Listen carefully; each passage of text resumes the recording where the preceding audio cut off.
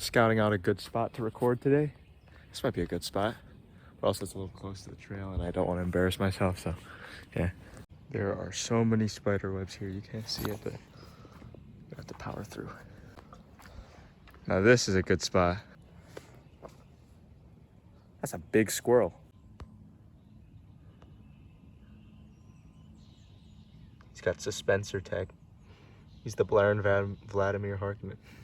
Making progress is like running for miles and miles of forests, of rocky cliffs, of soggy marshes. Now, you can be the guy who trips on a stone and then chuckles and dusts himself off and keeps going. Or you can be the guy who trips on a stone and then balls up his fist and starts pounding the floor and just like curling up in a ball and telling himself how miserable he is, how inadequate he is. Which of these two guys do you think is going to be more productive in their run?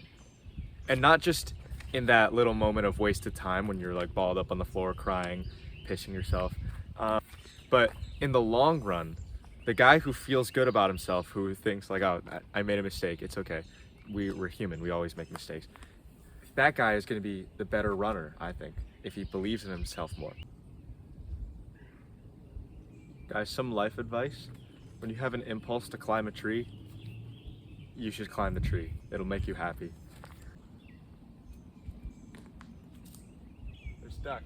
It's so awkward if I fell right now because I would get absolutely drenched. I didn't really climb, I just kind of went out on a limb, not gonna lie. Like, that's what it actually looks like. Let's say you're gonna hire a coach, right? Would you want yourself a coach who says, you stumbled, let's fix it, here's how?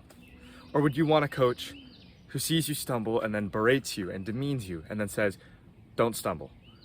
Now granted, the insulting coach will toughen you up mentally, but in our case, we don't have an external coach doing it. We're doing it to ourselves. See, when you have an external force that's intentionally putting pressure on you, then you can develop, you can build up like a fortress sort of, where you can become resilient to external pressure from other people. And that's a great thing.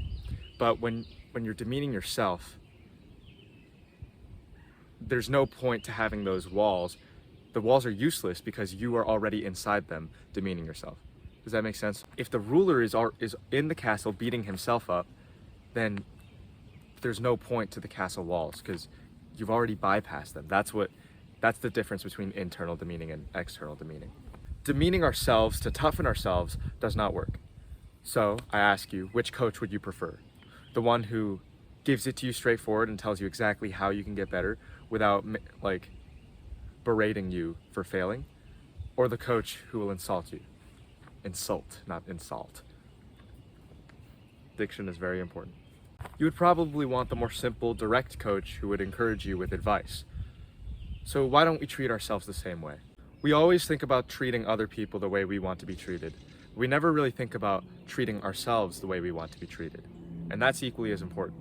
When you self-slander, you're reinforcing the idea that you're a loser, and then you expect yourself to behave like a winner. See, there's a conflict there.